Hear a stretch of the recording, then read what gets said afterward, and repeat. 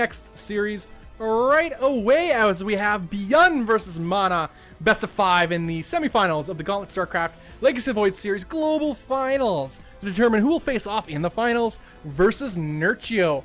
Again, $1,000 prize pool, guys. Everybody in this event is in the money. So despite having lost, Bly still takes home $75.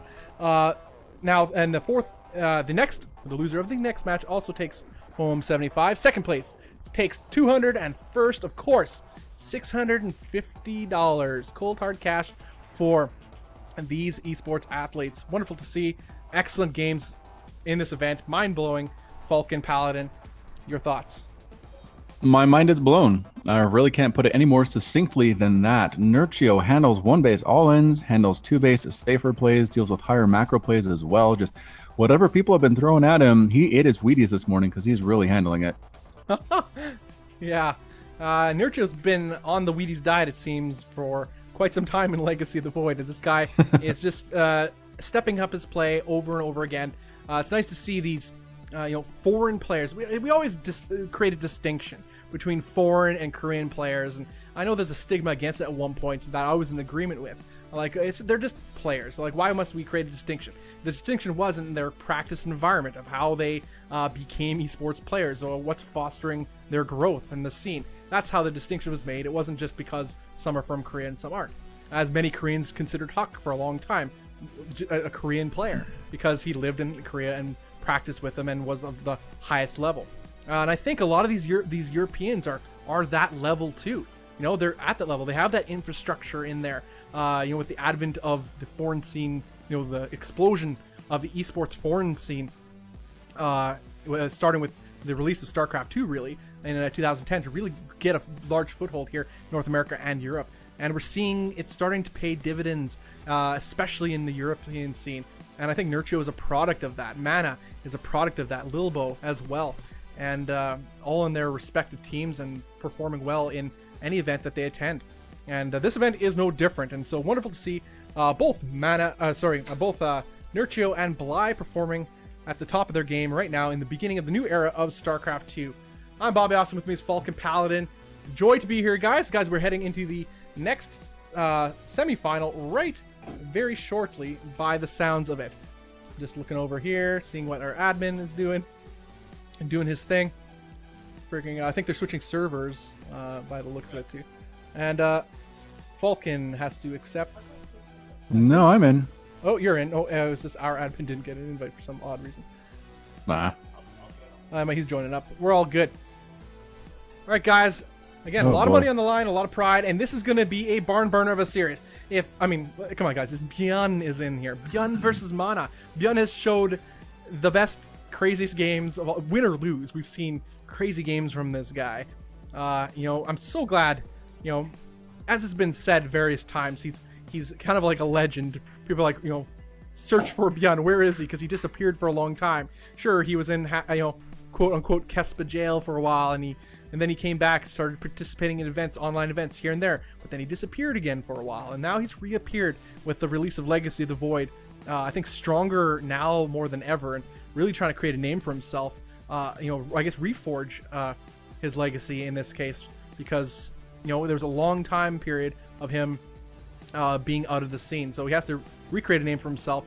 But nonetheless, legends persisted, such fans as us, and now we're seeing that legend return in a way. And he is such an amazing player, and he did not disappoint. So yeah, pretty awesome to see Bjorn come back onto the scene, and Mana too, coming for a while here within Heart of the Swarm. He kind of became a regular, if I dare say that, a regular Protoss, as in didn't have significant results, kind of went under the radar for most of the year of 2015 and especially 2014, I would say, and then all of a sudden goes into WCS Premier League Season 3 and makes it to the finals, the grand finals, and faces Lilbo, where he did eventually lose to the champion Lilbo, but he made it to the finals. Like, holy cow. Not a lot of people expected that. He just kind of came out of nowhere. Everybody realized, oh, hey, Mana is in here in this tournament. And he did so well. So coming into his own at the end of Heart of the Swarm as well. And it's and Legacy of the Void too. We're seeing him develop throughout these Legacy of the Void events. Be exciting to see his next stage of career in this next stage of StarCraft. I know I'm excited to see what happens next. Yeah, absolutely. We're in the lobby now, actually, as they just set it up. Looks like the vetoes are ready to rock. Of course, Arena is the first map. Liquid Mana versus Beyond, guys. Get hyped. Head over to Twitter, follow at Gauntlet SC2, the event sponsor. That's Cetone and the Gauntlet crew. Give them a big shout out. Follow them and show them some love for this awesome event, guys. Also hit up that follow button right here on Twitch TV. I'm Bobby Awesome, with me is Falcon Paladin as always, and we are stoked to cast this final semifinals for today. The winner will face Nurchio in the grand finals of the Gauntlet StarCraft Legacy of the Void Global Finals. That is a lot of finals, sir. All right, to the southwest of the map, we have the Blue Terran. It's Beyond. And to the north of the map, we have the red Protoss player. Representing Protoss everywhere, it is Mana of Team Liquid. Oh, yeah, that's right. It's Mana's birthday today, so happy day of birth anniversary, Mana. Spam chat with happy birthday for Mana. I command you. Or happy day of birth anniversary. That's preferable. Yeah. Also happy good. Day, that's all I always say because I'm a nerd. Okay. So yes. So good for Mana for living another year. Which we benefit from that because then we can see him play StarCraft. So thanks for staying alive, Mana. Yes, thank you so much. We really appreciate it. Yeah. Probe Scout coming out from Liquid Mana across this tiny little narrow choke. Pretty much the defining feature of this map is that choke. It's the quickest way to your opponent's base, and it can kind of be scary to go up there just because it's a tiny little choke and getting surrounded is very easy. But we'll see how these opponents treat it in this game. The probe comes in, sees nothing too crazy. Actually, it does see double gas. I take it back. Sees double saturated refineries coming up. And from the Terran player, I'm wondering it could be an opener into Cloaked Banshees, which would be something Mana would need to worry about. But he scouted it, so maybe he's not as concerned about it as he possibly could be. Yeah, it's good that he scouted it on this map. It's a pretty close distance between the two bases with that little pathway, as you mentioned previously. Looks like Mana's probe here is gonna drop a pylon or something. Either that, or he's gonna wait to move in for a second scout later on in the game, as Mana does take his natural base. Nope, the pylon does indeed go down, so we'll see what he has in store. Perhaps a proxy Stargate. It'll be interesting to see. As you mentioned, the double gas for Terran often means up to no good to the Protoss interpretation, and we'll see how Mana deals with it. Yep, factory just about to finish. We'll see if it's a starport that comes up next here. And it is indeed a starport, as well as a Widow Mine coming on in. And I just, with the amount of gas that he's building up at this point, I can't imagine it's anything but Banshee. But again, we have a couple minutes to see what's going to happen there. Warp Gate research on the way from Mana Stalker on the way at the same time. And just a Marine kind of scouting around looking for those proxy pylons. And so far, not much to worry about. Although in the very southern tip of the map, there is a proxy pylon up from Mana. What's he going to do with that? Yeah, he hasn't put anything down yet. He had that down for a while, but thought perhaps a Stargate, but good thing he hasn't. He'll need some detection back home. He does have a robotics facility about halfway done, so his timing is pretty good. Although this is it'll be a very fast Widow Mine drop by the looks of it. We'll see how long it takes Beyond to put that extra proxy. What is that? That's a robotics. That's a gateway. Okay, proxy gateway. That's for fast warping. Actually, this is interesting. So Liquid Mana himself is looking to put on some pressure, getting that gateway, get the fast warp in, of course, when the gateway is in the zone of that pylon, enables faster warp-ins, other than the 18-year-long warp-in a proxy pylon would normally take in Legacy of the Void. So we have, we have actually a single pylon there. It's Nartosa's pylon. Looks to be powering all those tech buildings inside the main base of Mana. This is interesting. Mana has nothing at home here. Absolutely nothing at all. This is actually a pretty dangerous force now, as the pressure is on for Mana with this Bioforce, with a Medivac nonetheless. So this Bio is a little bit more potent. Nice micro and control by Mana, putting the Photon Overcharge 2 on that pylon, shooing away this Bioforce. But in the meantime, again, he still has that pylon and Warp Gate at the other side of the map. So if he wants to counter, he can. But he has to first focus on surviving. Stalker count getting pretty big there for Mana. They do take down the Medivac. Nice. Now the Marines are on their own. The Widowmine taking shots because the Observer is in the air. Widowmine does kill the Observer, though, and stays alive, but no, the scan is enough there as well. And all the Marines do get cleaned up inside the main base. Liberator heading on north to see if it can throw down some Defender mode and cause some trouble in Liquid Mana's base. Yeah, again, this is a pretty, I dare say, standard follow-up for Beyond, as to be expected here. Getting a little bit of what do you call it? Aggression with his own here. Try to kill some more workers here, and he does, in fact, get a couple. Being very careful, though, just trying to stay out of the range of any possible stalkers. There are a handful of stalkers here. Should that Liberator mosey its way a little bit closer. Again, denying some mining time, about half of the mineral line of mana. Very nice play. Again, he's starting to warp in on the other side of the map. Is mana, but again, he's forced to play defensive, so any aggression he planned on Beyond's side of the map has been nullified. Indeed. It's very, very late. The Terran army now has tanks. Tanks are on the way. Liberators as well, negating the Adepts fairly well. The Marine patrolling on out. Twistcat said, how come none of these Marines are women? So you know what? That Marine right there, that one is a woman. Her name is Jane, and she is awesome. She is better than most of the men in her platoon. Look how brave she is, standing in here against the Stalkers. The Stalkers are fighting against the Liberator, and she wins. Look at that. That's devastating. She pulled out a victory for her platoon because she was so brave. Let's give it up for Jane. Everybody in Twistcat, I want to hear your love for Jane. Wow. There we go. Good that job. Worked out good pretty job. well. That did, and that was absolutely devastating. I think mana absolutely miscalculated. Again, you got to respect the damage of a Liberator. Those things are so powerful and just evaporated those Stalkers. Pretty costly for a mana. Mana's still in a pretty decent position. Both players fairly even overall, although Mana does have an economic lead, if one could call it that, at 43 probes to 34 SCVs, but that may change very fast as a slew of about 6, I believe. That's the official term, slew. Yeah, slew, yeah. That's what I'm going to call them from now on. Warping in, killing a handful of workers, about 4 going down, forcing Beyond to retreat and go back home. Because, again, as you must respect the attack of the Adept, or sorry, of the Liberator, you must respect the Adept, especially with their bonus to light. Absolutely true, but those Liberators took down a ton of those Adepts, absolutely crushing them. The Marines should be able to finish this group as well with the tank support. And yep, so Mana did lose some workers there, still up 45 to 36 total Harvesters in favor again of the Protoss player. Throwing up some bunkers. Is that a bunker? Nope, a supply depot. On the high ground, the tanks back there as well. Immortals should be useful in the next upcoming push. Blink being researched by Mana at the same time. Now again, I think that was kind of sloppy by Mana again, whereas if he had those 6 Adepts with the current army he had by that watchtower, I think he could push through and deny this natural base again, but instead he lost a lot of them, as you pointed out, to the Liberators, and for nothing. He could have retreated, fell back, which would have been a win anyway because he forced Beyond's army back. I know it could have went a whole different way, but again, they don't have the vision that we do, since we see all and know all, apparently, if we look at the production tab of what is coming.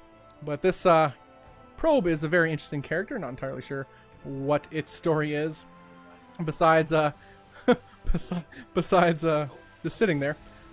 He might have plans for it, as this Warp Prism also on the side of Beyond, filled with some Adepts by the looks of it too. Again, we have actually a robotics bay on the way as well, so perhaps we'll see some Disruptor play, as Blink is nearly finished, and Blink Stalkers with Disruptors is a popular composition.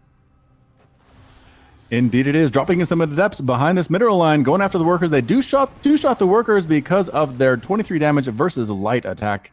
And here comes an attack from the top side. These tanks are actually fairly unsupported. I don't know this is going to work out very well at all for Beyond, but pushing up a little bit for the range and then evacuating immediately with the tanks, recognizing there are way too many Immortals, way too many Stalkers there. The Adepts finally getting cleaned up. One does not get picked up. Unfortunately, not enough room on the bus, on Mana's bus, and the Adept does get taken down. Yeah, Mana's in a precarious position right now if he wants to try to engage his army in this choke point. That is a lot of tanks with some Marines now to support them. You can't just walk right up that, even with Immortals support. Walking up to that choke point is and one of the most inefficient engagements you could take. But with these disruptors, it could help change things, creating a little bit of opening here. Oh, and I see taking out a chunk of those squishy Marines, but some tanks are being dropped here to try to create some space for these Marines to go through that choke themselves. But a lot of this army is being cleaned up on the Terran side of things. Actually, a pretty even trade overall, things considered, as there's only one disruptor on the field and it was still recharging its shot. Yep, Resonating Glaives just about to finish for Liquid Mana. Another disruptor in production, as well as a Nexus that's just about to finish at the same time. Combat Shield plus 1 infantry armor on the way for Bjorn, and Medivacs, the standard stuff you'll see from this composition of a Terran that is going bio. A Warpin of Adepts right on that third base, on the top of Bjorn's third. He might attack there and then come through the choke when things are distracted. I don't know. Came through the choke anyway. Oh, he goes Nova right killing a bunch of Marines. The Immortals on the low ground taking a bunch of hits. Disruptors. Yep. Forward blink as well. And forced to pull SCVs off the line to try to deal with these units. More Novas. Tank falling to Zealots. Zealots making an appearance in this match as well. The Immortals living up to their name and just refusing to die. Finally falling as soon as I say that, because of course they did. One of them, Werner's still alive with no hit points, but 13 kills, and that's it. GG from Beyond Mana takes game number 1. Yeah, well played by Liquid Mana there. That was, again, a precarious position, but he managed to, bust through that small choke point. Again, he had also had that that pylon with the gateway, so he warped in some extra reinforcements, came in from that other side, flanked the third, and essentially attacking from 2 locations at once. But it was really that those disruptors and Immortals that played the largest role in that engagement. The Immortals allowing themselves to tank a lot of the damage, while the disruptors forced Bjorn to be moving his army rather than attacking with it. I mean, it's either you stay and fight and die, or you run away to fight a little bit later while the disruptors are recharging. But it's a tough choice to make, because then all that time you're running, you're not shooting. And that was the moment that Mana took. It's all he needed to push through. And we saw that in that game. Guys, that was game number 1 of Gauntlet Legacy of the Void. I guess Gauntlet StarCraft Legacy of the Void series. Global Finals. This is the semi-finals. The winner of this will face Nurchio in the grand finals of this event. Bobby Awesome with me is Falcon Paladin, the much lauded Falcon Paladin. Good sir. Your thoughts? Lauded. Your thoughts on lauded? Yes. That's wow. Yeah, that's the word. Remember, I know the street, and that's the word on the street. So that my street smarts are. Is the street Thesaurus Street or something? Yeah, wait, man. You never know the roads I travel. So yes, your thoughts on that game? I would have to say Mana played it fairly well. I think in the early game was a little bit sloppy, perhaps letting that push on in do a little bit more damage than it needed to. But in the end, Mana was able to get the composition out with the disruptors, with the Immortals, Adepts, Stalkers, good blink micro as well, blinking forward when was necessary, and continued Adept harass on those mineral lines, and it just slowly whittled beyond down. Death by 1,000 tiny cuts, it felt like. Yeah, and again, this is kind of interesting. We see this. I guess it was kind of like the show match, the MC Huck versus Violet and Masa, where defending against the Liberator, a very much similar position as this one. This Liberator was in the, I guess, in the same angle, I should say, as it was at the Watchtower, but it was at the mineral line of Huck MC, and they lost like 5 Stalkers for nothing. And it was the same thing here. Mana with that hero. We lost track of Jane. I like to imagine that Jane survived despite losing the game. Oh, Jane died, drat. But nonetheless, with Jane there and that hero Liberator too, they took a lot of Stalkers for nothing. Didn't end up losing anything. And I think yet still Mana was able to stay even and then pull ahead later on with just some creative play. So anyway, guys, we are into game number 2 of this best of 5. To the south, we have the blue Protoss player. Up 1-0, it is Mana. And to the north, in Dusk Towers, it is the red Terran player, currently up, or rather down 1-0. It is Yun. Oh, again with the double gas opening here for our Terran player. We'll see if he maybe deviates this time. Although again, with the drops, Widowmine drops are pretty good. We'll see if he commits to it. Maybe does it a little bit earlier this time. But Mana is pretty good at defense, and his timing on his robotics facility is again very standard. We've seen this from high-level Protoss. They know exactly what time to get the robotics facility, so they get that observer in a timely fashion, so they do not lose critical mining time and or workers to Widow Mines being dropped into their base. That being said, will Bjorn, knowing this, that Mana is competent at defending it, try something different? I'd have to imagine that he will. Just the first attack didn't do all the much damage that he wanted it to as the Marine takes down the scouting probe. But again, already saw the double gas, no big deal there. But again, the factory coming up, standard 1-1-1 build, the Destiny Cloud Fist, as popularized by Husky back in the day. Nexus just about to finish for Liquid Mana, getting that second base up and running, so very important to the economy, and getting that Warp Gate research just on the nose. Timing's perfect right now for Team Liquid's representative.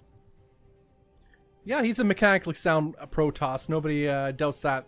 That is for sure. Often known for his macro style as far as Protoss players are concerned, which did often set him apart from more aggressive styles, even during like his pinnacle days, or when aggressive all-in two-base Protoss play was more common than not. But yet he pioneered, if I dare call it pioneer, I guess he was consistently doing macro Protoss builds. And to great success. Perhaps because nobody else was doing it. Who knows? Well, for sure, that early days of StarCraft 2 was just basically 4-gate after 4-gate, and sometimes a 5-gate, depending on what year it was. But yeah, the Forge Fast Expand, those macro-style plays really changed the meta for Protoss, made them into the stronger race that they are, and really caused a lot of tears for Zergs especially, and even for Terran once in a while.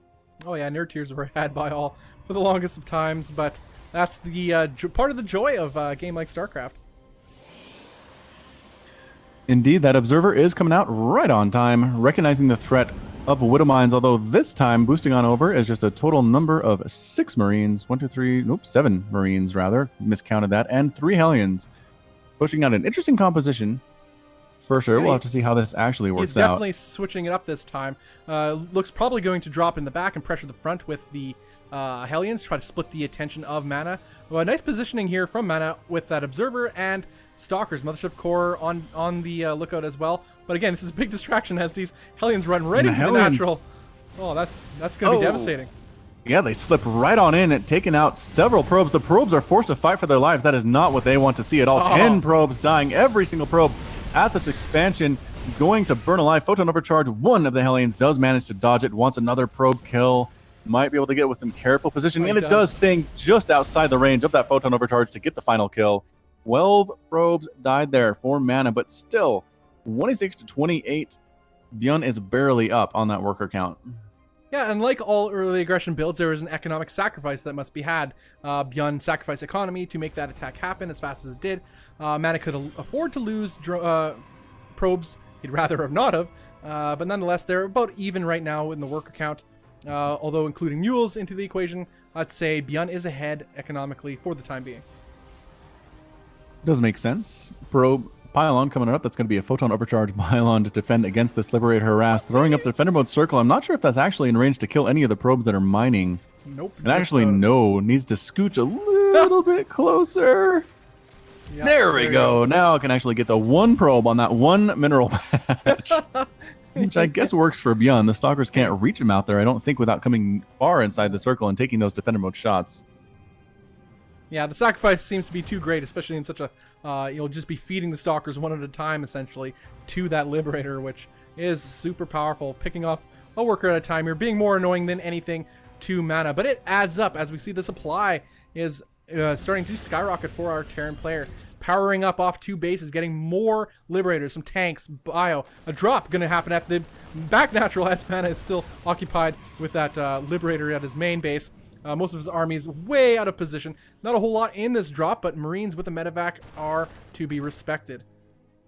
They are. That Mothership Core needs to be careful. Marines do very well against air units, especially Mothership Cores, picking up and boosting on out as the Stalkers responded to the drop. And here comes a drop with Warp Prism. 3 adepts on the inside, immediately evacuating most of the SCVs. A Liberator comes on in to try to chase away the Warp Prism, but an evacuation in a fairly timely matter here. For the Warp Prism, however, not faster than the Liberator. It's going to be chased on down, cannot escape. I'm not sure if there's any salvation for that guy unless the Stalkers manage to get across the map in the next 5 this is the real seconds or story. so. Can It's they gonna do be it? gonna be close. Really close. And a couple more Don't stop, War volleys. Prison. Don't The stop. Stalker. Oh, the Stalkers do Oh, save it with 4 hit wow. points remaining. Nice That's job, Hero clutch. Stalkers. Very, Nice job. that is clutch. But the defense is excellent for our red Terran player as he counters again with another drop into the natural of mana. Not looking to do a whole lot, actually not able to do a whole lot of damage as Photon Overcharge does go down. Still, that Liberator at the main base is just parked there picking off that 1 mineral line. Mana does see what's up the ramp for Beyond, and I'm not entirely sure. I don't think he plans on cracking that front. Maybe going to try some backdoor shenanigans here with Blink. And looks like I think he tried to blink up there and it didn't work. It didn't work. That is interesting. The Viking takes down the Warp unfortunate- Prism though, which yeah. is nice. The Warp Prism does go down, so that aggression is essentially halted as Mana just wants to park possibly outside the base. No, GG's called. Whoa! I mean, he already knew he couldn't crack. He couldn't crack the defense of Beyond. Beyond was so ahead overall, I guess. And GG's called, so series is tied 1-1. A little bit anticlimactic at that end of that one, but nonetheless, that is how it goes. Mana knew that he was in a virtually unwinnable position. You know, despite, you know, you could say his army, but his composition was terrible. You know, right now he only had some Stalkers with Blink. He didn't have a whole lot of tech behind this. And certainly not the economy to deal with it. He couldn't defend the drops and the Lone Liberator alone he couldn't get rid of. So tough position for Mana, but nonetheless, it is a best of 5, guys. 1-1. Series is tied. Far from over. Yeah, far from over. Winner, again, will face Nurcio in the grand finals. Winner takes $650. Second place will take $200. Or the loser of this match is guaranteed 75 bones. So it's all good. All good indeed. We're going to be heading to game number 3 very shortly. As expected. Makes sense. Yeah, to continue on this series in a timely manner. So we saw some crazy games. That was probably the least, I guess, boom smash explosions game we've seen so far in this event. But nonetheless, it was kind of, it was a very strategic game by Beyond, and it just caught Mana off guard, and he had no way to deal with it just because of his build choice. Didn't open a Stargate, and the awkward positioning on that map too really allowed for drops to come in. Hard to scout the drops coming in, and again that Liberator parking its way behind the main. That was really a slap across the face, if anything. We're going to see more of that. That was really strong. I mean, again, it didn't kill all the probes Yeah. in the mineral line, but you have to babysit your probes and make sure they don't use that one mineral patch or else they'll die. So frustrating. Well, he had to undersaturate that base. He only had like 11 probes there because he had to keep those that mineral patch completely free, and other probes from, keep them from running over to that mineral line as well. All right, guys, we're heading to the third game of this best of 5 series. Guys, to the south we have the blue Protoss. It is Mana. And to the direct north on this 4-player map, we have the red Terran player. It is Beyond. 1-1 on this series thus far, and both players getting right on into it. Pylons coming up, supply depots coming up as well, and workers. That will be a continued production throughout this game, because to be a good player, continue making supply and continue making workers, and that will win you a lot of games. Yeah, that's the key, especially for low-level players, for any lower-level players playing probes and pylons, as they often say, and that can be translated as you wish to each other race. And I think that's a good rule of thumb. Just don't forget to build workers. That's what builds your economy. More army you could build. Obviously, there are various deviations depending on what you encounter, but that's a general rule, and I think anybody new to StarCraft can just stick with it. Just economy, and the more you have that, the more army you will build later on. And then the more army you have, the more often you'll likely win. Actually, this probe being really annoying, almost getting this SCV, forcing another SCV to come off the line. This is pretty much a standard Huck-style probe, just being super annoying to the building barracks for the Terran. Yep, but again, this map, I'm surprised the players did not veto it, just again because the backdoor rocks can be very, very annoying. But regardless, Cybernetics Core coming up for Liquid Mana. Beyond getting an orbital command and taking a second command center here, building it inside his main. Where is he planning on putting that? Oh, there it is. Just kidding. I'm a liar. I actually put it at the natural position where it should go. I was blind for a second. I've been casting for a while, so please bear with me. It's all good. There's like a haze going over your eyes too. Casting blindness is it's a serious business. Anyway, forward pylon is coming up here for the Protoss player, planning on some shenanigans, some aggressive shenanigans, possibly adepts as well. Is he going to throw down a gateway to take advantage of that faster warping? Highly likely in this case, I would imagine, as he has no natural on the way. His mana is up to no good. He looks to put on some damage early on to Beyond before Beyond could get into his own aggressive ways. I think that's the best way to do it. Beyond is so aggressive, and when he doesn't stop. So try to halt that aggression before it even starts. I think that is quite possibly what Mana is doing here. We got a proxy robotics facility.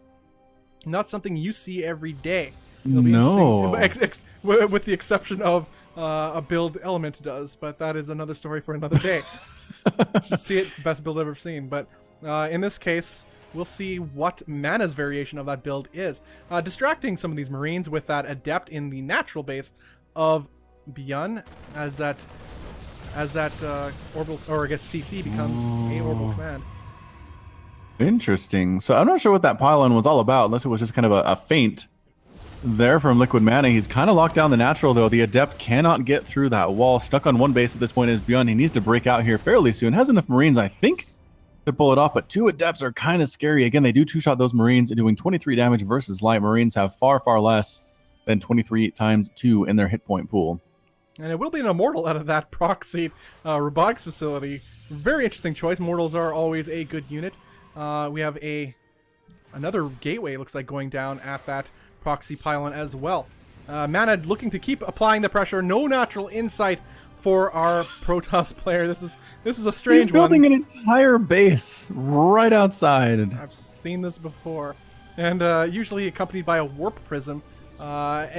If he does, but in this case, it looks like, in this map in particular, no warp prism needed, as he has that proxy pylon with the gateways attached, and just looks like probably going to break down those back rocks, and they'll break down those back rocks real fast too, with the Immortals.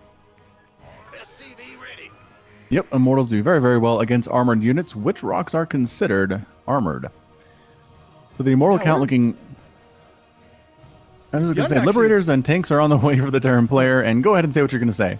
Oh, Beyond is actually preparing for this quite well, getting a Siege Tank and a Liberator, which will deal with a large portion of its composition, and a lot of Marines, which are really good versus Marauders. But instead of breaking the rocks, he's deciding just to walk up the front door. Is Mana, and starting to apply the pressure right now and see if he can pull it off. Taking out that supply depot in short order. There is a defender mode circle there as well. That should be enough to prevent Mana from just walking on in, but he's going to try to burn down this command center. All the SCVs stutter stepping, most of them getting killed, 2 of them managing to survive. The probes, not the probes, the SCVs not being let in so that the shades do not come in either, or SCVs left out in the cold, or else the monsters will come in with them. But yeah, it's a one-base attack here from Mana, and Beyond stuck on one base as well. It's going to be very, very close. Yeah, it's interesting to see. He's still going to apply the aggression is Mana. I expected perhaps for him to drop a Nexus behind this, but again, looks like no plan on doing so. Keeping his Mothership Core behind as well for a possible defensive measure. Interesting. He has a War Prism now. Almost gets focused down immediately. He just manages to get it out of harm's way, but to take down these rocks, it's another pretty tight choke point with 2 Siege Tanks out on the field and a healthy number of Marines up on the top part of that ramp. This will be pretty close. Walking through the tank fire, using Guardian Shield, walking right on the tank falls immediately. Another tank taking huge damage from the Immortals. All that's left here is a Liberator getting focused down by the Stalkers. The Marine count looking fairly small as well. Oh, Micro on the Immortal getting lifted. Attempted to be surrounded by those SCVs, but no, the War Prism finally gets killed. That's the end of that. Shut down. And the Stalkers are trying to kill what they can on their way out. More Adepts warping in on the front door, though. The tank needs to be in a good position here. And doesn't even have time to get into siege position. Unfortunately, more and more Marines, again, chasing these units away. And Liquid Mana falls back for now. Yeah, that is so close. The Adepts are so good versus those Marines, but he has just the right number to make it a little bit too cost inefficient for Mana to commit to keeping those Adepts up there and applying some pressure. So again, excellent defense by Bjorn so far. Very interesting attack by Mana. Supplies are still fairly even. Army supplies are nearly identical, and the worker count is identical as well. Recreating the wall is Bjorn, and now a stronger wall. More than ever with that command center helping form that. I don't think he's going to be able to break through this anytime soon. Trading an Adept for a Marine there. Again, just holding on. Terrans are pretty much the best at walling of any race here. They have tanks. Planetary Fortress can be used as well for defensive purposes, although not often on walls. However, unable to take another base, scanning to make sure that Mana hasn't taken a natural of his own, and breathes a sigh of relief, recognizing they're both still on one base, but starting to get mined out here. If you see how low these mineral patches are running for both of the players. And there it is, finally taking it. And yeah, finally taking the Nexus's mana. But yeah, like you said, it is something, if Bjorn gets mined out here, he's in a world of hurt.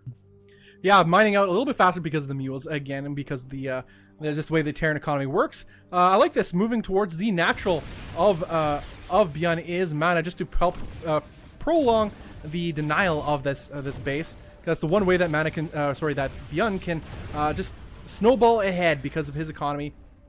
His setup is way ahead of Mana's right now because he has that finished command center with mules and with SCV production capabilities.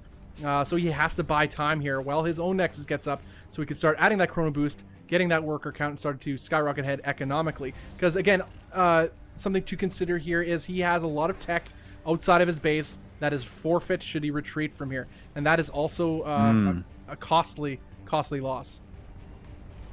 Yep, that is a problem. Finally pushing on out into the base here is Bjorn, with some Marines, with the Liberator support at the same time, floating the command center over just as the Nexus finishes for liquid mana. Probably should transfer some probes there. Not sure if that's going to happen or not. Liberator with Defender mode, keeping people outside of the circle. That's exactly what they're good at doing. Barracks taking shots, moving on up with that Defender mode circle, just shooing Mana back, just very, very gently, pushing him back and back. Yeah, Mana should not, he's just playing along the edges here. He doesn't want to commit to anything because his army is in no way, shape, or form good enough to take on that many Marines, plus the tanks that Bjorn has right now. We have a Dark Shrine on the way. That is one way to try to come back in this game. That is absolutely one way. That being said, there are two command centers here, although, and some energy on them as well.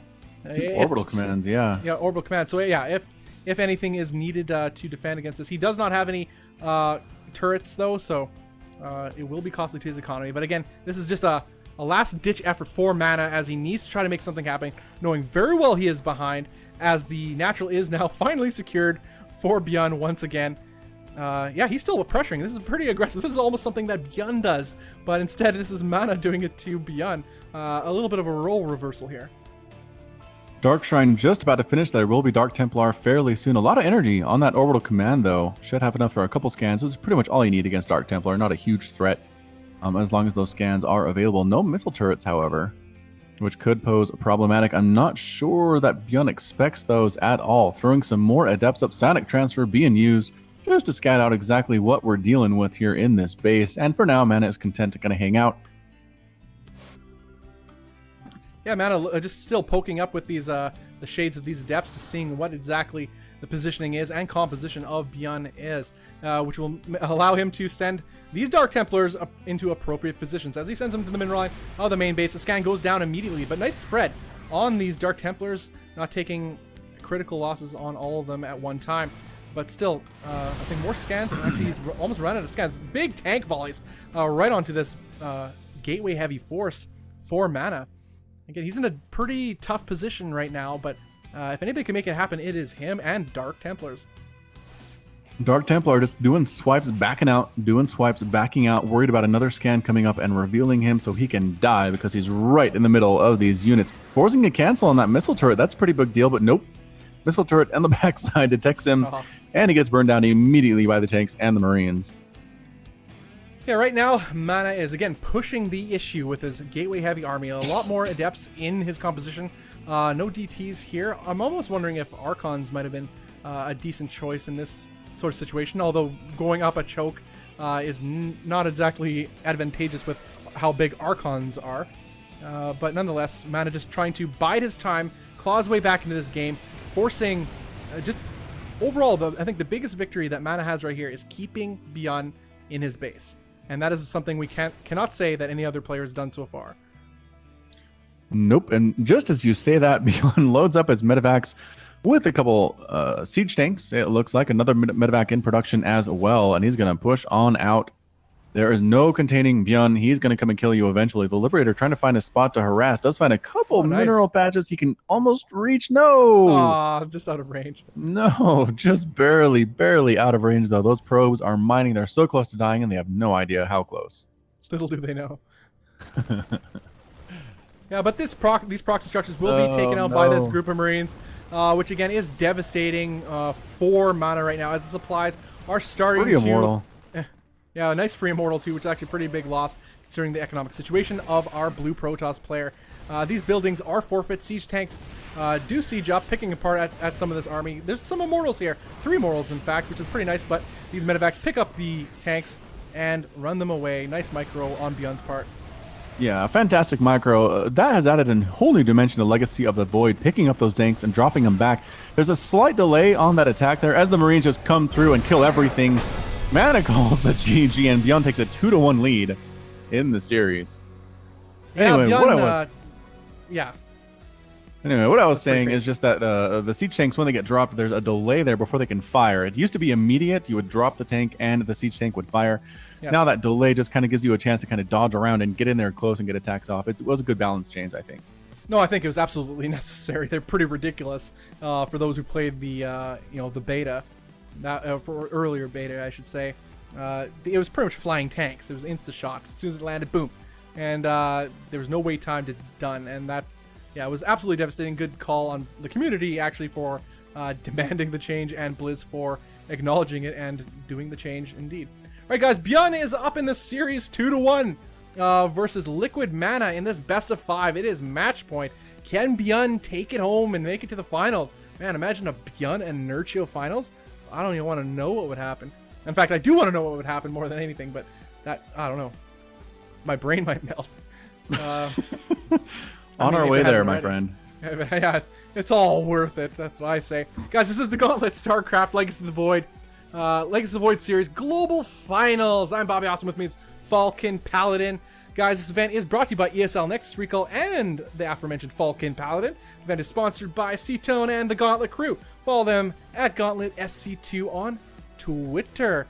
Guys, also hit up that follow button right here on Twitch TV. Get notified of events when we go live. More StarCraft action as always. And, oh, thanks, Jonah E. Gold. Shout out to the casters for being awesome. Hey, thank you for being awesomer. Oh, so much love. Yeah, exactly. You know what? I love that. And I love StarCraft. Falcon, StarCraft's best game on Earth. It is. All right. Yes, I'm Anybody who disagrees, I will punch them directly in the nose. No, I won't resort to violence. I'll just stare at them in judgment. You know, harsh. Make them uncomfortable. Very. What's worse than that, man? Social awkwardness? Yeah. That's terrible. Guys, we're heading to Prioron Terraces. Actually, right now the map is loading up for potentially the last game. We will see, as Beyond is up 2-1, heading into the 4th map. All right, guys. So to the south, we have the blue Protoss player, absolutely needing a win here. It is Liquid Mana. And in the top left of Prioron Terraces, we have the red Terran player representing the hopes of Terran everywhere. It is Beyond, leading 2-1 in this best of 5 series. Yeah, you know, if I love Mana. I like to see him succeed. Seems like a pretty funny guy, but if anybody's to beat him, I'm glad it's Beyond. Well, Beyond Oro took Polt as well, I guess. But Beyond will do. I'll take it. Beyond is a very, very solid player, Oh, yeah. and I am proud to show him my support. Yeah, absolutely. Considering his, like, as I mentioned before, forging his new future here in Legacy of the Void, and I think it's super bright. He recently got picked up by a team You know, so hopefully we get to see more of him in foreign events. And but yeah, this probe is heading across the map here. A little scouting probe, pretty standard for the Protoss player mana. Both players actually looks like yeah, gateway expand for mana, and nothing yet of the sort. No expand going down quite yet for Bjorn. Indeed, with the macro style opening from Liquid Mana, the Nexus is on the way. Probe trying to do some harassment here, killing yet another SCV, and might actually get it depending on the response here from Beyond. Nope. Yep, does bring another SCV over. This hero Probe trying to bring as many SCVs down to low health as he possibly can, and meanwhile, a cybernetics core coming up back home. Yeah, pretty standard economic opening for a Liquid Mana. This is still pretty curious for... Oh, actually, there we go. There goes down the CC for Bjorn. I was wondering, his build was looking a little bit weird without a CC in it. And there we go. The picture is now complete. Oh, we got a factory going down as well for Bjorn. We'll see if he tries any more Widowmine drops. He's tried this to varying success, depending on how well the Protoss deals with it. I think that's the point. You know, that's how drops were in Wings of Liberty and in Heart of the Swarm. You know, multiple drops, and then the introduction of mines in Heart of the Swarm is testing the response time and appropriation of your opponent, such as especially I think in the TVP matchup. You know, Protoss would have to choose how many stalkers do I send to defend this drop, and how many do I keep in the front to defend the bio that's sitting at my front door. And that's actually kind of what makes Polt so powerful. His multi-pronged attacks are so well-timed and so powerful that almost always the Protoss makes the wrong decision in defense and then ends up losing. One of the big keys to Polt's success, I'd say. Yeah, it makes a lot of sense. It is when it's a spur-of-the-moment decision like that, and you have to decide how many units to send where. You send 1 or 2 extra units there, and it ends up costing you the game. It really hurts you mentally. It can cause you a lot of problems. So, for sure, multi-pronged attacks and assaults, very, very strong in Legacy of the Void, and a robotics facility coming up here for Mana, as well as Warp Gate research. We'll have to see if Mana decides to go with Disruptors or Immortals in this game. He did seem to go Immortals in the previous game, but we have seen him use Disruptors in the past. Yeah, he's getting Blink. Blink research is starting right now. Traditionally, as I've previously mentioned, I think Disruptors with Blink Stalkers is an excellent composition. But that being said, we've seen Mana opt not to go the Disruptor route while still getting Blink Stalkers. I think Blink Stalkers are staple. They're almost a must-have in PvT, just to deal with Liberators effectively. Especially with the potential of them, carrying siege tanks with them, which is absolutely devastating without a way to fend them off effectively. Especially if you don't open Stargate. If you don't open Stargate, you pretty much need Blink. Yeah, absolutely. Blink Stalkers have the mobility required to handle that, but most people don't have Blink necessarily in time. Although, look at this. Blink is being chrono boost out by Mana. He should have it fairly soon here. Photon overcharge at the front door combined with the defense of these Stalkers should be able to hold off these Marines, but he could probably stand to have a couple more units here just to help on out. Luckily, the Marines take a slight detour, checking to make sure there's not a quick third coming on up. And swinging on down from the left side, we have a Banshee from Beyond going to try to attack on that backside while possibly the Marines threaten that front door, exactly like you were talking about. Yeah, we do have an Observer on the way, so if Cloak is just finishing now, there will be a very, very small window here that there is no Observer at this base, but Bjorn is not moving in that. In fact, it's just buying enough time for Mana to get out his second Observer. It will be out in time. Photon Overcharge is available with a good pylon placement around his mineral line, so I don't see a whole lot of damage being done by this Cloak Banshee. No, I really don't either. As the Marine takes the Zelnaga Watchtower, just scouting things out, looking for those proxy pylons. A Stalker making sure there's nothing too crazy up over that gold base as well. Prime Terraces is the map for gold. If you love gold bases, play this map every day. You'll be very happy indeed. You know, I like the choice of adding this. You know, again, Blizzard trying to think outside the box. There was a time, I think it was Heart of the Swarm, probably the earlier days of Heart of the Swarm, people were loathing gold maps. And I think it changes the tactics of, it changes the tactics. It makes you choose different builds because the economy is different on this map. So different builds are had on this map traditionally than other maps, largely anyway. This Banshee is actually getting a nice little window here, managing to get some damage as the Observer is nowhere near here. Misplaced, both of them, actually just now getting into position but too little too late as 6 probes go down. Damage that should not have happened. But nice patience, I guess one could call it, from Beyond, holding back that Banshee and sending it in at a rather awkward time. Ooh, taking some shots from the Stalkers, does finally run out of cloak and hang back here out in the dead space. Probably find another opportune moment to move on in when mana is distracted. But Marines and tanks seem to be the order of the day right now for Beyond, getting combat shield, +1 attack and stim for his army. The Marines, or not Marines, the Stalkers are pushing out here in the middle of the map, just making sure there's nothing coming over to ruin him, taking a third base at the gold here. Excellent timing here for mana. 57 and 49 total harvesters. Again, mules do help the Terran player here. Beyond probably fairly even when it comes to income, if we can take a look at that tab real quickly. And yes, indeed it is. If we take a look at there, about 1,400 for each of these players. Yeah, economy is fairly even. As you mentioned, the worker count is pretty healthy for mana. As he takes that gold base, his economy will explode pretty fast. And using these Blink Stalkers just, again, to keep Beyond honest on his side of the map for the most part. Loses a couple Blink Stalkers to these Beyond's units, but gets out, just, again, keeping an eye on where Beyond is. And that's the most important thing. Knowing where your opponent's large portion of their force is gives you confidence in...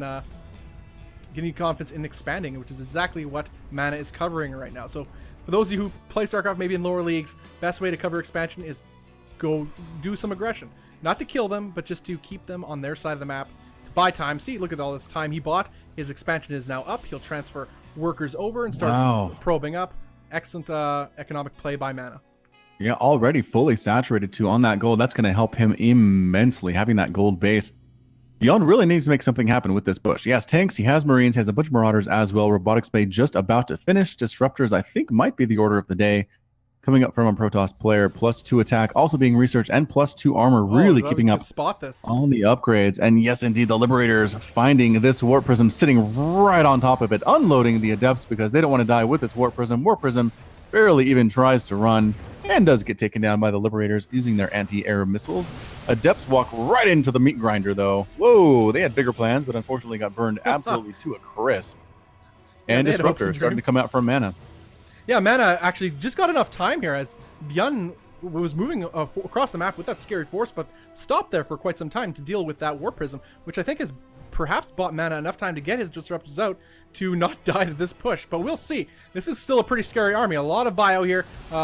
There's a couple tanks and Liberators here to push the issue. The Stalkers do get one of the Liberators. Nice blink back to stay alive as well. And one Liberator, not as good as two. I know, that's obvious, but getting that Liberator was a nice pickup for mana. Absolutely, for sure. Guardian Shield coming up. Immortals included as well. Purification Nova getting on top of one of these units. Oh, just shielded into a corner and just Nova to death there. The Stalkers and the Immortals crushing through, focusing down the tanks, focusing down the Liberators. There is not much left here. The Immortal gets left behind, unfortunately, for mana. Marines and Marauders looking for revenge on their mech units, but there are too many Stalkers, too many Adepts, and they choose instead to make the retreat. Yeah, excellent play by both players. Largely ended up pretty even. Bjorn running away with a decent portion of his force still. Mana trying to be annoying with these Adepts on the other side of the map, but they're going to do absolutely no damage whatsoever. So nice little attack, but excellent defense too. Good call with the getting those Disruptors out just in time. But again, this defended his third base. His third base is up and running. He did not take any economic damage and did mana. He's at 63 probes to 52 drones. Oh, sorry, 52 SUVs rather. And the third is just now going up for Beyond. Again, Stalkers, Disruptor wants to get a Purification Nova hit. Does kill a few Marines and Marauders. Not a huge hit, but a good one nonetheless. The Stalkers are in a lot of trouble. Nice concave from these Marines and these Marauders coming from a flank attack here.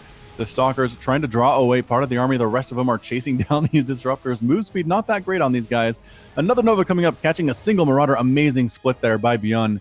And the Disruptors do make it safely home as well as most of the Stalkers. Yeah, that was pretty risky there. That's close. It could have ended very badly for mana as he overextended slightly. His second Disruptor came, but a little late to the party, as one Disruptor shot takes a long time to recharge as he used it up, and quickly that concave was starting to overwhelm those Stalkers. And Stalkers, as we know, do not deal well versus Stim Bio. Defender mode being used once again in an offensive capability, just slowly sieging forward with these 4 Liberators, making sure, trying to back mana into a corner here, zoning them out. Purification Nova comes on in, catches a bunch of bio, about halving halving the bio group there, dodging the second one, but that first one did its damage. Stimming forward and blinking forward are these the Stalkers trying to take down as many Liberators as they can. The bio units are reinforcing and coming on down, but the Stalker count a little bit too high here. Stalkers currently do have +2 attack and +1 armor available on these bio units, means they are a little bit stronger than they normally would be, and exactly what Mana was looking for. Yeah, excellent focus fire down those Liberators and the Medivacs, which are very costly units for the Terran player, especially at this stage of the game. Byun is taking a 4th base, trying to make something happen behind this, as the 4th base is up and running now for our Protoss player. All behind this. These players have been macroing up despite this heavy aggression. Hard enough to keep track of the micro that they're doing in battle, but they're also doing something behind the scenes as well. That's showing the level of these players as we see it. This is a lot of adepts here to tank a lot of damage. There's some Widow Mines here too that man has to be very careful not to ram into, as they could evaporate the shields pretty quickly on these gateway forces. Again, a very nice concave here with these Marines and the Marauders, but somehow turning the tide. Stalkers, Zealots mixed in as well. Zealot charge being researched on those guys. Not quite there yet, but they are good to absorb damage. Widow Mine shot takes out an adept. Flanking attack again. And Purification Nova killing a bunch of Marauders on that left side as well. Standing in and fighting. Defender mode circle. Not long at all. And that's it. A GG from Byun. Mana's victorious. Ties up the series 2-2. We're moving on into a game number 5. Yeah, game 5. What an incredible series so far. Mana playing absolutely out of his mind. Again, heavy aggression this time by Byun. I mean, both players offering aggression. Again, like the pendulum swings back and forth. And in the end, Mana just getting the slight better engagements each and every time. Or I guess enough times to eventually take the GG from Byun. Guys, this is the Gauntlet StarCraft Legacy of the Void Global Finals. I'm Bobby, also with me is Falcon Paladin. A pleasure to be here, guys, casting these spectacular games for you. This is the semifinals of this event, as we are heading to game number 5 right away of Byun versus Mana. The winner will face Nurchio in a best-of-7 finals right shortly after this next match. So excited, so much hype going on right now. A 2 of 2. Game 5 is the best. Okay, game 7s are better, but game 5 is also very, very good. Yeah. Both these players are fighting and scratching for the notoriety that comes with winning, for the extra money that comes with winning, and the right to get to the finals of this global finals tournament for Gauntlet SC2. Yeah, we've seen some spectacular StarCraft today. Too many games to even remember almost. But I cannot wait to check out the VODs, and I recommend everybody else do as well. Check out the Twitch VODs, and yeah, guys, it's gonna be a lot of games to look over, a lot of builds to steal and use on ladder. I highly recommend it. Checking out also the B stream, guys. Don't forget about that. That's it's not airing anymore, but you can check out the VODs on there at your leisure. That's twitch.tv/Gauntlet SC2B. There's some incredible games that happened. Jack Attack and Draenok held down the fort over there while the streams were had in the round of 16 and the round of 8. A lot of games were casted there as well. So do check those out. I for sure will be doing that. Me too. Hey, that's 2 people that will be checking it out. That's pretty good. Yeah, that's a start. Yes, a start. We're in the lobby now of Runes of Ceres for Game 5, Byun versus Mana. This could go either way. I know a lot of people say that, but I have no idea who could win anymore. I mean, I almost want to... Just Mana's play is so solid. Every time I think of... Oh, yeah, it's Mana's birthday. So, is it naturally inclined to cheer for him, perhaps? Yeah, I mean, because would we want him to lose on his birthday? You're a terrible person if you say that.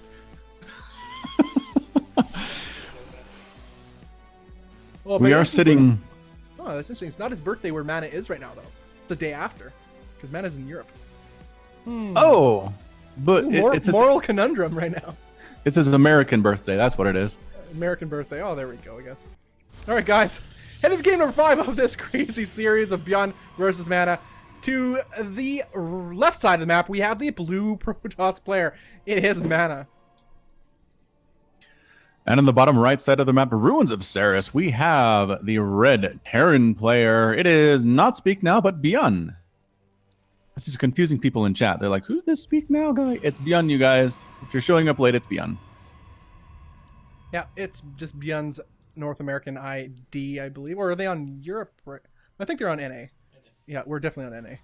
So, you mean Americas? There is no North American. Well, you know what? whatever.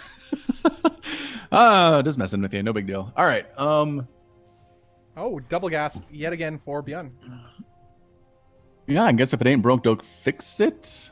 Did he win previously with his double gas openings? Yes, 2 games ago. Last game he didn't do it, and he lost. Oh, I think correlation is causation. I don't know. Well, that would work in perhaps a more rigorous study, but he did also lose doing this opener too. So oh shoot, there goes all my data. Darn it. Yeah, science. It looks like it's another 1-1-1 build coming up here from Bjorn, getting that factory fairly early. I just love how early these games begin in Legacy of the Void, because that factory came up before you even knew it.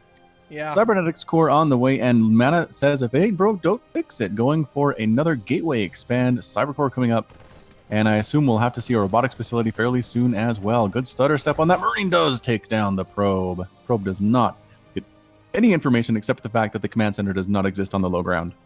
Well, I would normally say this is unfortunate for Mana not getting that any information whatsoever with that probe. He's been opening, this opener is very common that he's been doing so far throughout this event. His timings don't change no matter what he sees. It's likely to get a robotics facility at a timely manner, get that OBS out at a timely manner, which he's done time and time again, as Widowmine drops are the order of the day for Bjorn. And we've seen that Mana has dealt with them, for the large part, pretty well.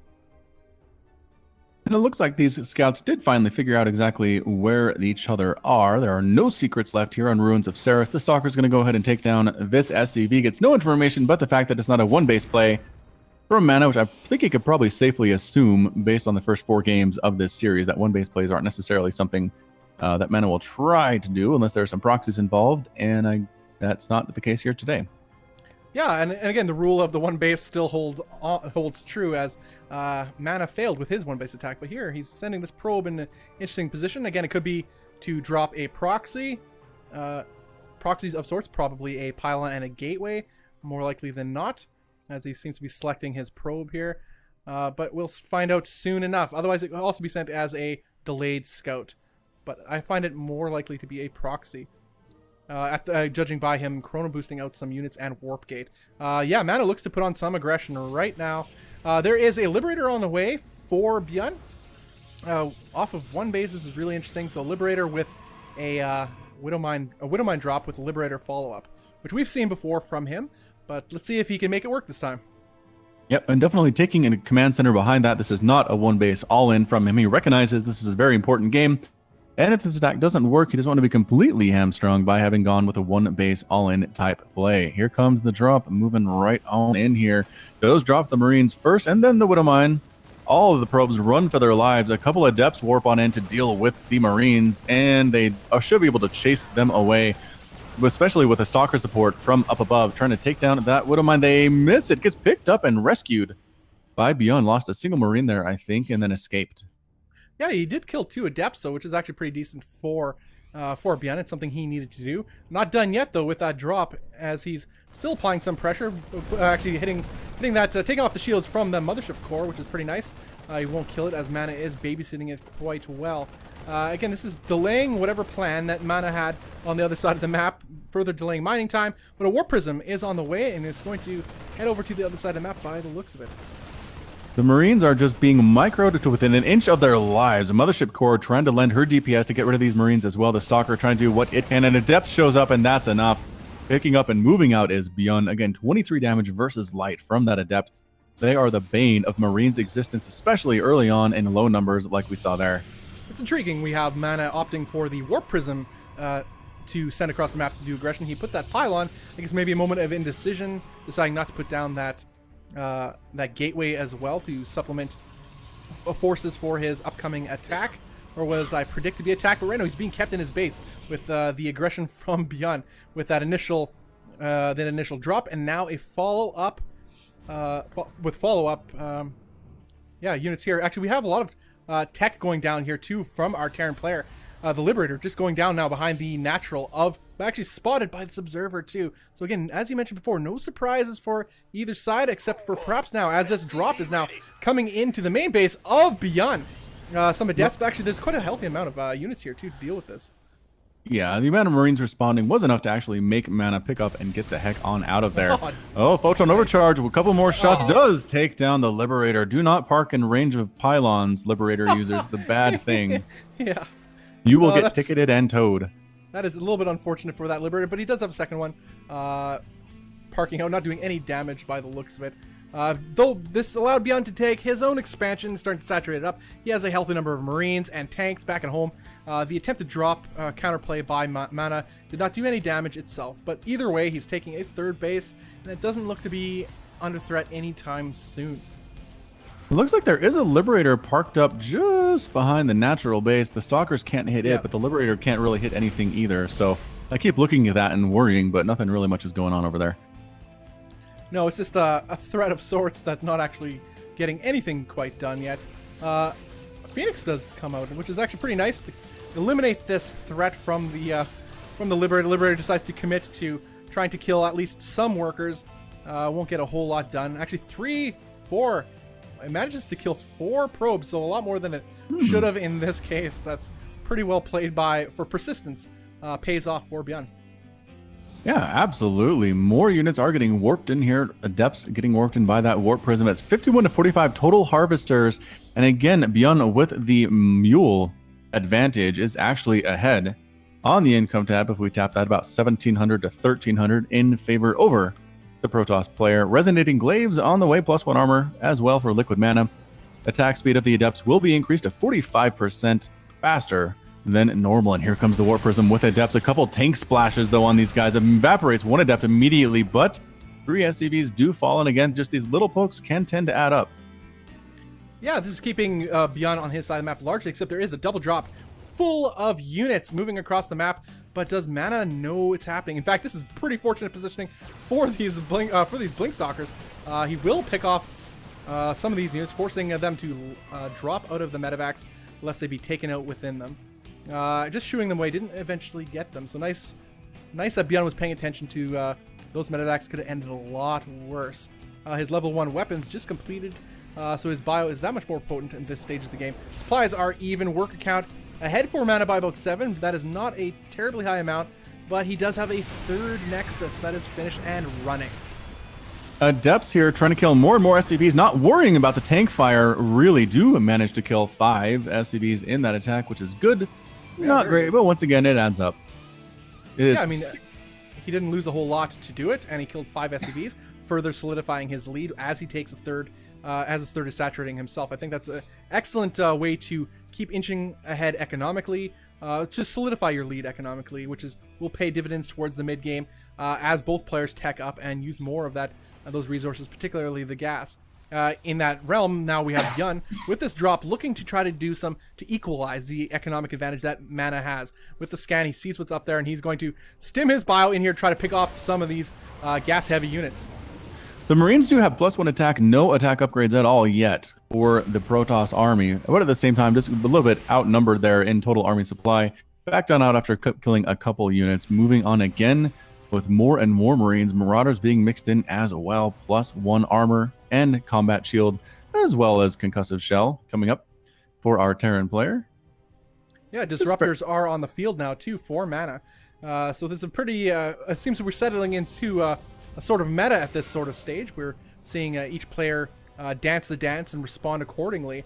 The Adept opener here with the nice aggression, picking off SCVs here and there. It's totally worth it for these Adepts. They're not the most expensive unit in the game. But we have a whole lot of Stim Bile pushing into the third base of Mana, looking to do some heavy damage here, but immediate Photon Overcharges go down on those pylons, which do quite a lot of damage. Yep, stimming back on and again, going to take out yet another pylon. That's we were worried about being cut off, but no, pushing on in anyway, trying to bait units to come walk into these Widow Mines, I feel like is what Beyond is doing here, but Mana will have nothing of it. Instead, heading out. No, what am I taking out 2 sentries? Oh, no. Oh, man. Sad face. Oh, well, that was expensive too. Took out 2 sentries, and those are not cheap at any stage of the game. You do not want to be throwing those away. Oh, we have a Warp Prism doing who knows what on the other side of the map. Probably going to warp in a couple more depths to apply some drop pressure on Beyond's on Beyond's bases. Beyond is on 3 bases too, to keep that in mind. Beyond's economy is doing well for himself as the 4th base is trying to go up for our Protoss player. Another pylon does fall, standing right on in, forcing a blink back of those Stalkers. Purification Nova doesn't hit much of anything whatsoever. Continued reinforcements coming in for the flank on the right side, trying to kill Adepts. Blinking back once again are the Stalkers and deciding to retreat and not like the terms of that engagement did Bjorn. Yeah, Bjorn had actually a pretty decent concave if he decided to engage there, but he didn't want to risk it with the disruptors there on the field. Even though they did use their Purification Nova, the recharge rate was not too far behind. These Blink Stalkers just killing a couple Marines, is eliminating any possible scouting that that Bjorn has around the map on that watchtower in particular. Always find the positioning of those watchtowers of important strategic value, especially on your own side of the map. So yeah, and there we go. Mana takes the watchtower himself, but now it's going to be contested again by Bjorn's army. So yeah, this is becoming important contention. But now there's some, we have Adepts moving into the 3rd base as an engagement is happening to just south of Mana's base, as these Stalkers are getting obliterated by this stemmed bio. But these Adepts, just at the bottom of the ramp near the 3rd base of Bjorn, is doing some damage too. The drop happens right into the main of Mana. A huge Doom drop, Void Ray on the field. This is a curious one to see. But there are not a ton of Marines on the field, so interesting to see how he pulls this one off. Yeah, so far so good, although both players losing a lot of workers here, 10 and 13 respectively. A small drop up here by Bjorn. He is the multitasking king right now. Can he take down the Twilight Council? It looks like he was able to do so. Adepts and Disruptors trying to respond. It's enough to force Bjorn to pick up and lift off. I think another response here for Mana, cleaning up that drop at the same time. Medevacs do manage to escape with their lives. Stalkers blinking onto low ground to continue this fight. Not sure if that was a great idea or not, and both players settle on back. Wow, what an intense set of events right there. Action happening everywhere, and it has not finished as Bjorn is laying assault down onto this 4th base, not allowing any money, killing some workers in the process. 18 probes going down within the last few moments as these Marines and Marauders are putting in the work. 3 tanks on the high ground. Excellent positioning here to create a no-go zone for Mana, as he could fall back and put his reinforcements at this wonderful position. Although the Adepts are going to use their ability and send their shades right towards these siege tanks and try to break this line. Yeah, lifting the tanks, using the Phoenix, totally taking them out. All of them end up getting completely crushed. 2 Marauders and a Marine retreating on home, but an attack coming up along the right side for Bjorn. It's not a very long distance to go ahead and attack that 4th base. If he's able to get that, he will be in a fantastic spot. But again, getting there and making it happen is the trouble for him, continually making Marines and Marauders and Medevacs. We'll do a quick upgrade check here for those of you in chat. It's +2/+2 for the Marines and the Marauders. And meanwhile, the Stalkers here are also +2 armor, but only a +1 attack thus far, and no sign of +2 on the way for Mana.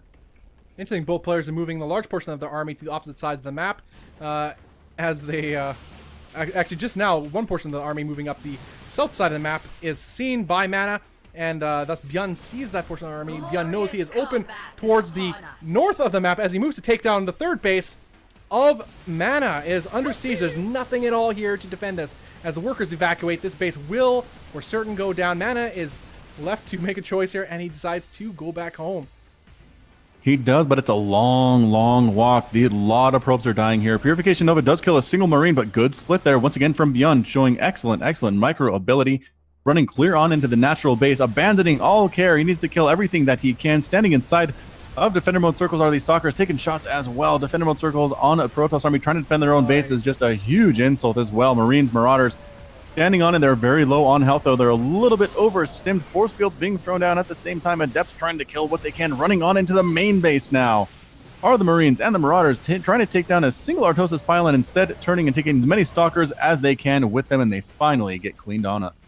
Yeah, they killed all that they could, making the most of their engagement as they did. And now we have another force of Bjorn. Bjorn is not done. Moving across the map with pretty much an equal force with 3.